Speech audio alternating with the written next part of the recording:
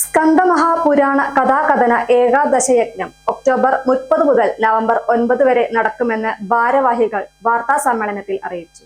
പാലക്കാട് വലിയപാടം സുബ്രഹ്മണ്യസ്വാമി ക്ഷേത്രത്തിലെ സ്കന്ദമഹാപുരാണ കഥാകഥന ഏകാദശാഹയജ്ഞം ഒക്ടോബർ 30 മുതൽ നവംബർ 9 വരെ നടക്കും.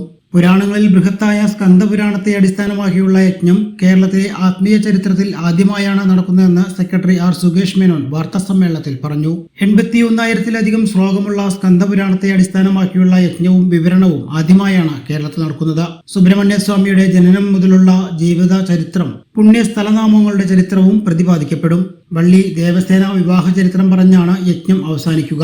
യജ്ഞ ദിവസങ്ങളിൽ പ്രത്യേക പൂജകളും വഴിപാടുകളും നടക്കും. താന്ത്രിക ആത്മീയ ആചാര്യന്മാർ യജ്ഞത്തിന്റെ ഭാഗമാകും. ശ്രോതാക്കളായി എത്തുന്ന ഭക്തജനങ്ങൾക്ക് പ്രഭാത ഭക്ഷണം, ഉച്ചഭക്ഷണം എന്നിവയും ഒരുക്കുന്നുണ്ടെന്ന് സുകേഷ് കുമാർ പറഞ്ഞു. ഈ വരുന്ന 30-ാം തീയതി മുതൽ നവംബർ 9-ാം തീയതി വരെ മഹാസ്കന്ദപുരാണ കഥാകഥന ഏകാദശ യജ്ഞം നടക്കുന്നുണ്ട്. അപ്പോൾ ഒരു യജ്ഞത്തിന്റെ കാര്യം എന്താണ് പത്രസമ്മേളനം വിളിച്ച് സംസാരിക്കേണ്ടതെന്നുള്ളൊരു ചോദ്യം വരാം. ഈ ഒരു യജ്ഞത്തിനെ സംബന്ധിച്ചിടത്തോളം ഇത് കേരളത്തിൽ തന്നെ നടന്നതായിട്ട് ഞങ്ങൾക്ക് അറിവ് കിട്ടിയിട്ടില്ല. ഞങ്ങൾ പലരുടെയും അന്വേഷിച്ചു. പാലക്കാട് എന്തായാലും ഇത്തരത്തിലൊരു യജ്ഞം നടന്നിട്ടില്ല. ഈ സ്കന്ദപുരാണം പാരായണങ്ങളായിട്ടോ അല്ലെങ്കിൽ 3 ദിവസത്തെ 5 ദിവസത്തെ അല്ലെങ്കിൽ സപ്താഹമായിട്ടുള്ള പരിപാടികൾ യജ്ഞങ്ങളായിട്ടോ അല്ലെങ്കിൽ അങ്ങനെയുള്ള പ്രഭാഷണങ്ങളായിട്ടാണ് നടന്നിട്ടുള്ളത്.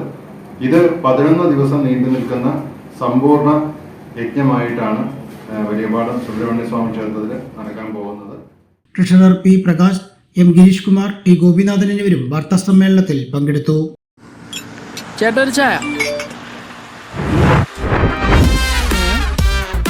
സൂപ്പർ ഫാസ്റ്റ് ആണല്ലോ. ഇതിന്റെ കേരള വിഷൻ വൈഫൈയാ? ഫാസ്റ്റ് ഒക്കെ തന്നെ, പക്ഷെ Kerala vision wifi connection free ആണ്. ചായ ഫ്രീ അല്ല, കാശട് Kerala vision free wifi connection. Free ആയി കണക്ട് ആവൂ.